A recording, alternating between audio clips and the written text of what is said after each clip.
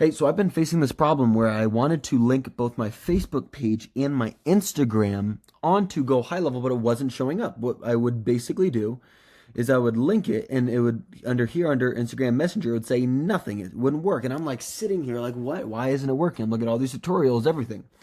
And then this absolute genius, Riddle Technology on Reddit, went ahead and explained it. And I think it's good.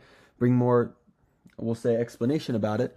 But ultimately, just making a video so it's crystal clear exactly what you need to do. So I'll go ahead and I'll include this link right here. So the problem that you're facing is that your permissions inside of Facebook, even though you've already linked GoHighLevel, aka Lead Connector, to Facebook, it doesn't have the right permission. So when you open it up here, when you click on this link right here, what you'll then need to go ahead and do is you need to make sure you're signed into your Facebook profile.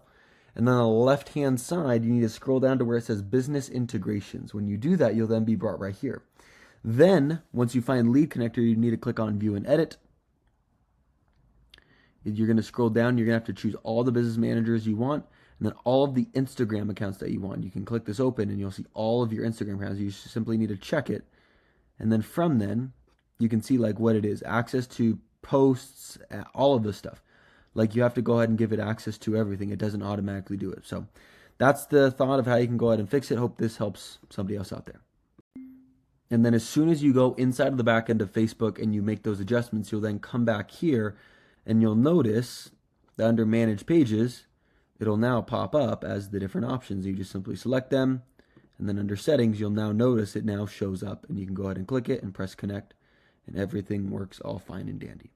So I hope that you're able to find this video faster than as long as it took me to go ahead and do it. I know it's much faster than this guy who spent a month trying to figure it out. And I hope this has helped. If it is helpful, let me know down in the comments or let me know if you have any questions.